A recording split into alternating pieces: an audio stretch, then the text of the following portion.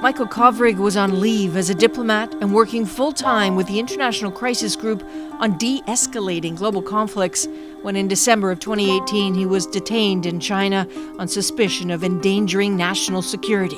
Businessman Michael Spavor was also detained, same accusation. The two Michaels had met in China, but they weren't friends. They were, though, about to be inextricably linked to each other and to Meng Wanzhou, the CFO of Huawei, arrested by Canadian authorities just days earlier on a request from the United States. The men held in retaliation for her detention. That was and still is the presumption of many. It's happened before. We have continued to express our disappointment with the Chinese decision, with the Chinese detention of these two Canadians. We will continue to advocate for their release, for their return to Canada. Calls for their release have come from around the globe, but one person fighting perhaps harder than anyone in the world for their freedom has stayed out of the headlines. She is Vina Nadjibulla, Kovrig's wife. They separated before he was detained, but she is, as she says, his person. She's also a geopolitical expert with nearly 2 decades worth of experience with the UN and civil society groups. She's been banging down the doors of power for every one of the last 560 days. And while the men have now been charged, she's not finished fighting. She is, though, finished with being silent. We met today to talk about saving Michael, saving both Michaels. So, Vina, I know the pandemic is the least of your concerns, but we can't ignore it, so I'm sorry we have to be this far apart. It's okay, I understand. Appreciate Better be safe. You've been quiet for the entire time of his detention. Why did you decide to talk now? What have you been weighing? As Michael's family, we have spent the last 560 days working closely with the government, with all stakeholders, and focusing on private diplomacy, on behind-the-scenes efforts to secure Michael's freedom. And after 560 days of patiently waiting and hoping, and a ton of moments of, okay, maybe something will happen, maybe something has happened, we made a decision that it's time for us to speak. Have you been worried, though, that speaking would either affect him or maybe affect your relationship with the government? Absolutely. Since day one, our main concern has been do no harm. Make sure Michael's safety and well-being is number one in our minds.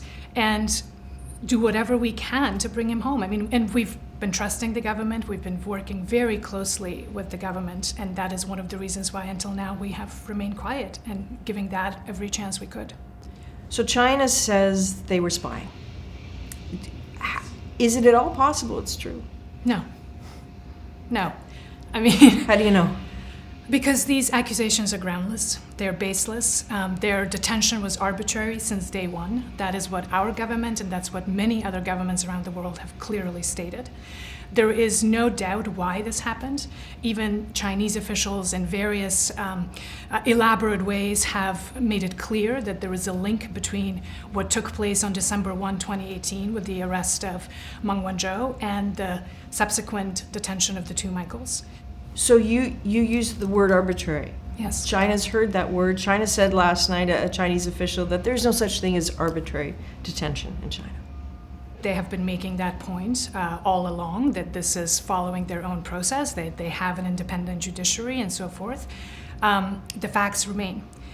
And like I said, there have been a number of occasions where that has been made clear to Canadians, that Canada needs to untie the knot. Canada needs to solve this problem, and the other elements will go back to the way they were.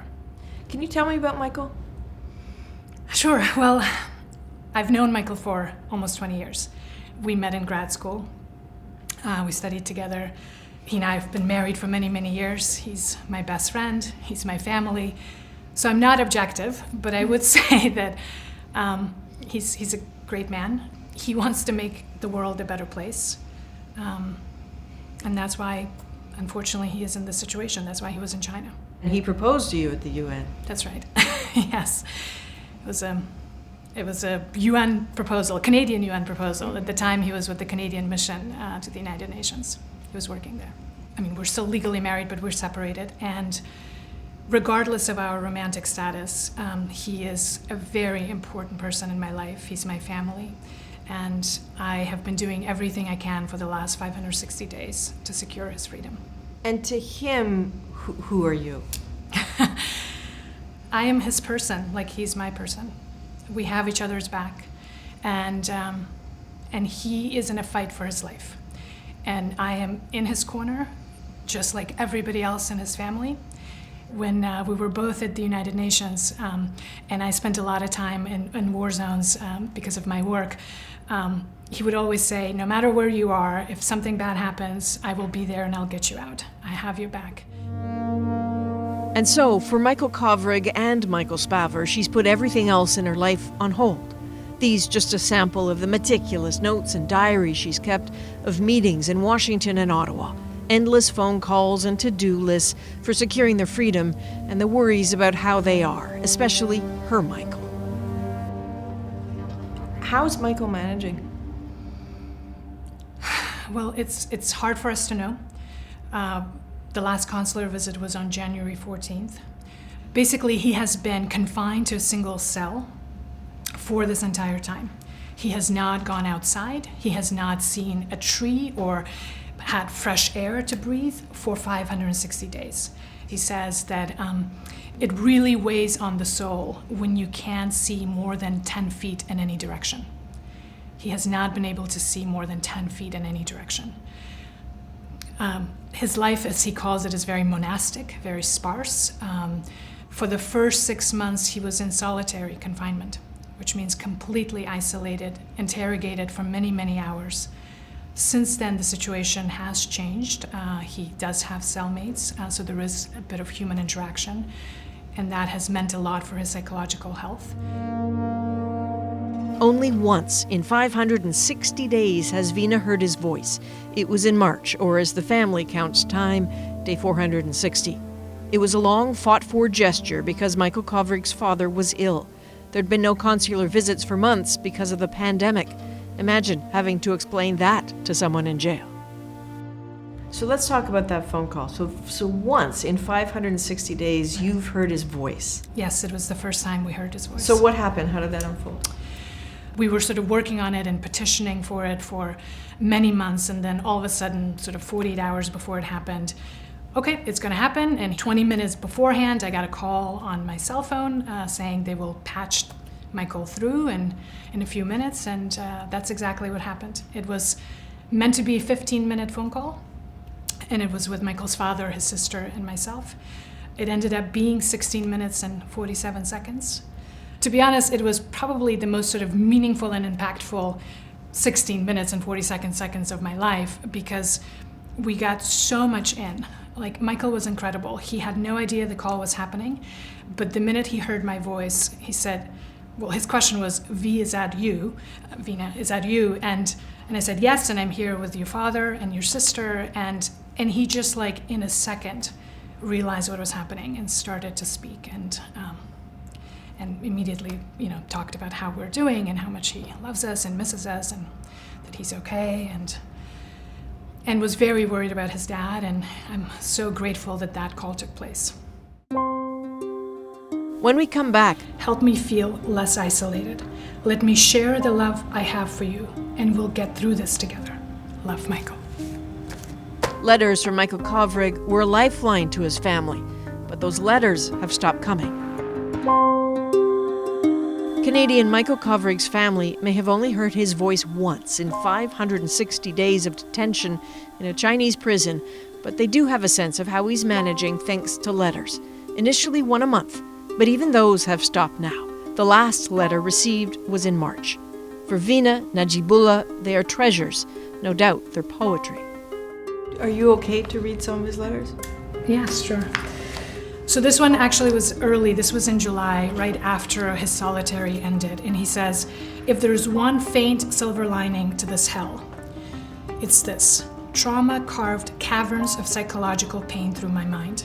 As I strive to heal and recover, I find myself filling those gulfs with a love for you and for life that is vast, deep, and more profound and comforting than what I've ever experienced before. So as I sit here, tinnitus ringing in the silence, as I walk in circles, pollution clogging my nose, come sit with me and walk with me in spirit. Help me feel less isolated. Let me share the love I have for you, and we'll get through this together. Love, Michael. There's more than heartache here. There's determination to get both men out. And part of Vina's work has been to lobby wherever she can and learn everything she can about the detention of Meng Wanzhou and Canada's options. So Vina, I know you've been following the case of Meng Wanzhou very carefully, including going to the court. Yes, and nobody knew who you were. You wandered right past all those cameras. Nobody knew who you were. That's right. What is the relationship between her right now and them? As long as that situation is continuing in Vancouver, it is very difficult to imagine a way to secure Michael's freedom, to secure both our Michael and Michael Spavor's freedom. Last night, China said that Canada is playing, the role of accomplice to the United States. When you hear that, what do you think? I mean, that has been the Chinese position since day one. They have made it very clear that they view the arrest of Meng Wanzhou as a political act orchestrated by the United States, and that Canada went along with that. The language sort of varies between us being accomplices versus us being sort of just naive, but the theme has been consistent. She's taken for political reasons, she needs to be released, and Canada is paying the price for that decision. So we know that Donald Trump said that he would bring up the matter, the case of the detention of the Canadians at every opportunity with China, but he signed multiple agreements with China since then. So do you have any sense from the White House of what they've actually been doing? There's definitely been support in words from the United States. I don't know to what extent in private conversations or negotiations there has been any discussion of this matter.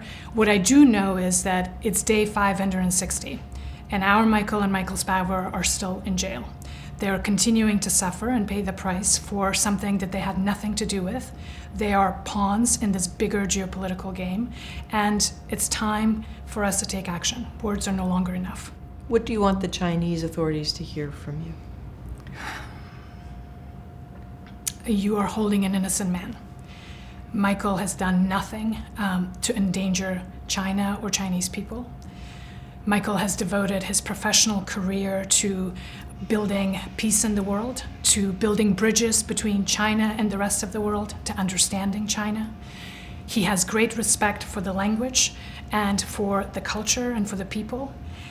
Detaining an innocent man and inflicting so much suffering on him and his family does not in any way serve the interests of China. In fact, it does the opposite.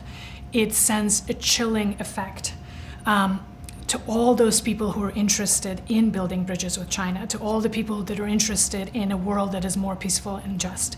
This is unfair, this is unnecessary, and a great nation does not need to engage in hostage diplomacy or use people as pawns to prosecute its foreign policy. That is unnecessary, and I hope they will release him.